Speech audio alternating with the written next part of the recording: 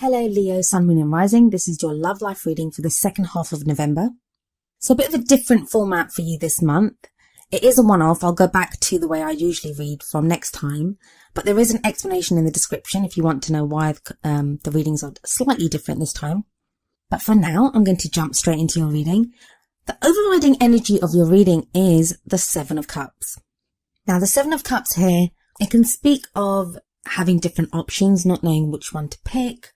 As we can see, there's a guy here looking at a variety of cups, all with different contents. And it's like he's trying to decide which one he wants or, which one he needs. Cups are all about emotions. So it's going to be which one's emotionally fulfilling. We might want more than one cup. We might think more than one cup will make us happy.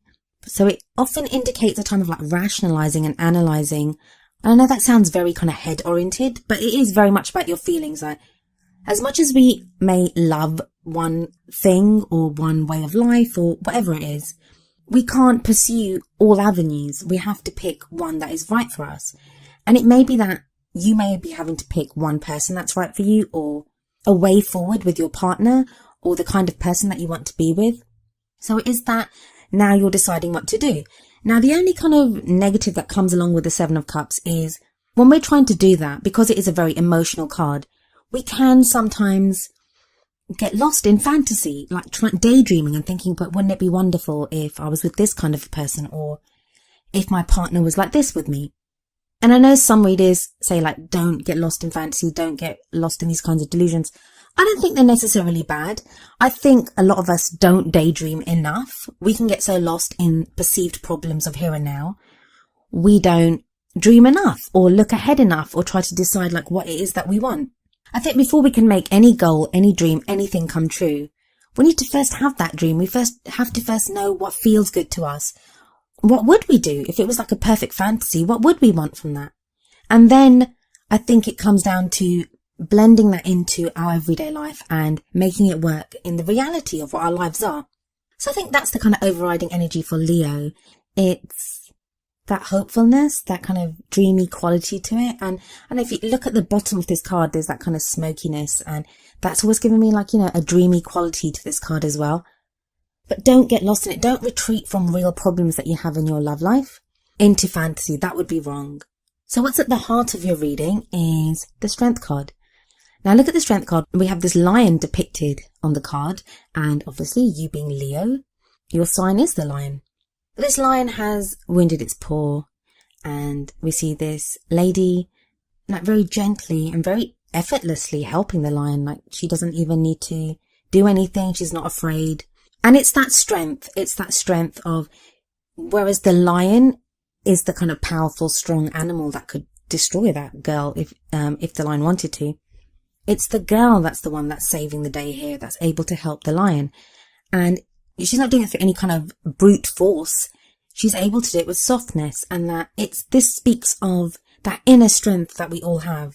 And I feel, Leo, that you're being called to draw on that strength, draw on your inner strength to get through whatever it is that you're going through right now.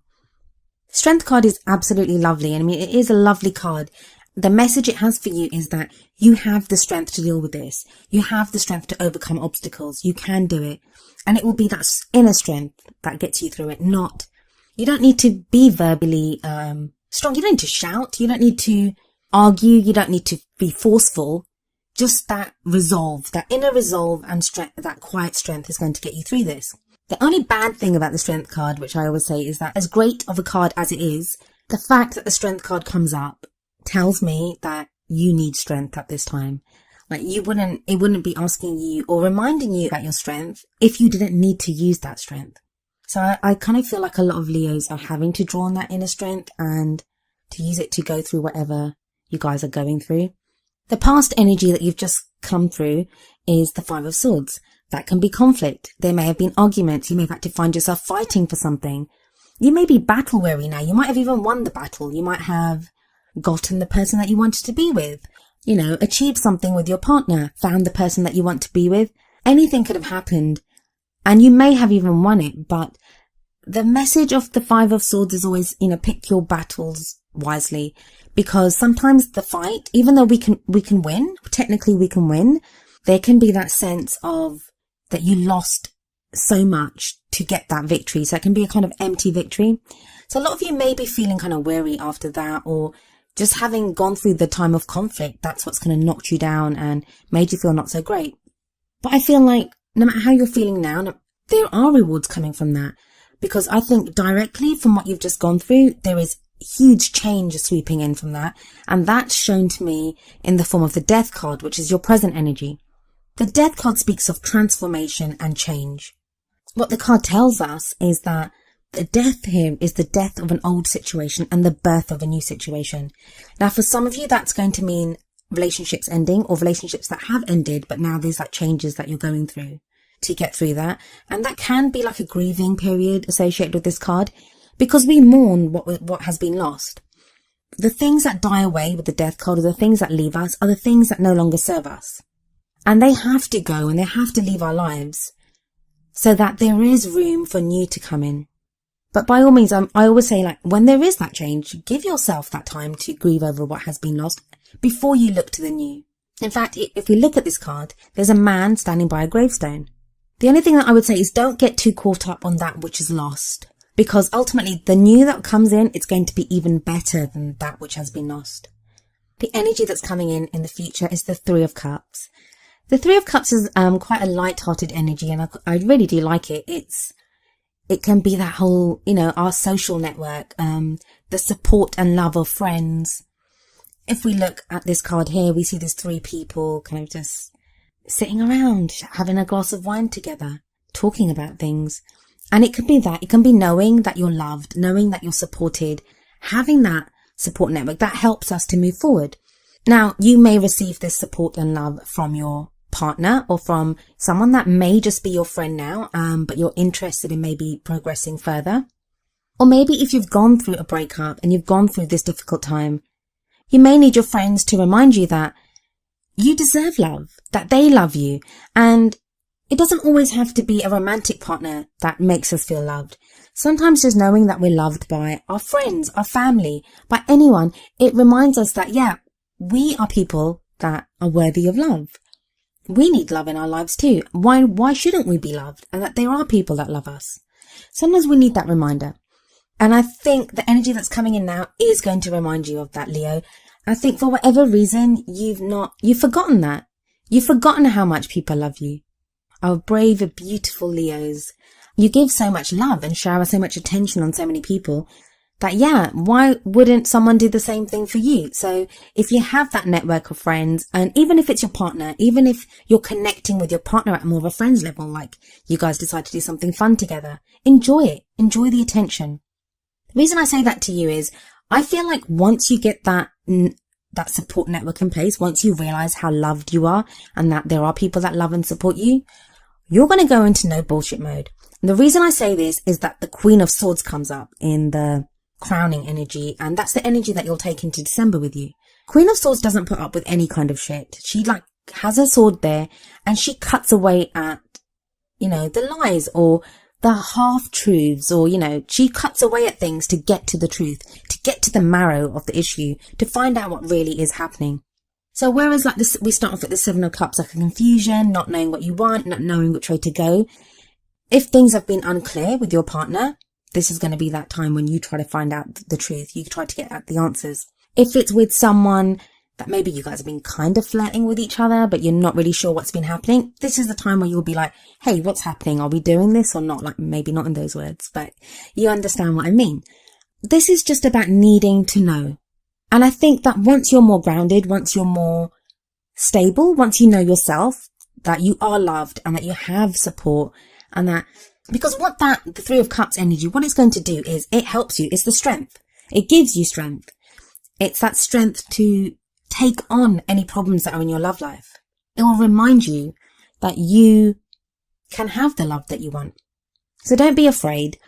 If the Queen of Swords is not your energy, then it may be that you're dealing with an air sign. That would be an Aquarius, Gemini, or Libra. At any rate, this person, you may find them, you may consider them to be quite cold, quite blunt. They're very intelligent and they love to debate and discuss, but they may be that emotional side lacking, and that may be what you need. But again, with the Strength card there, with the Three of Cups there, I think you'll be able to deal with this energy. So if it's not your energy, if it's someone else's, I think you'll be in a place to deal with it. Moving on to your oracle cards. The first one from the Romance Angels cards is you deserve love.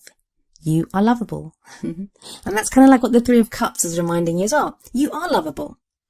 And I think it's time that you remember that. And it's so unlike Leo not to. It's so unlike Leo to have forgotten that. It's so unlike Leo to have to be reminded of that. Leos are so proud and know their own worth, know what they're about. And I always think, my poor Leos, what have you been through to get to a place where, you need to be reminded that you deserve love? But you do deserve love. You do deserve it. And I kind of feel like the energies, it may be from now, and remember I am recording this in the first half of November, but definitely like for the rest of November and going into December, you're in a place where you're more certain that you deserve love. Now what that means is that you're not going to let someone treat you badly. You're not going to let someone, fob you off or not let you know what's there.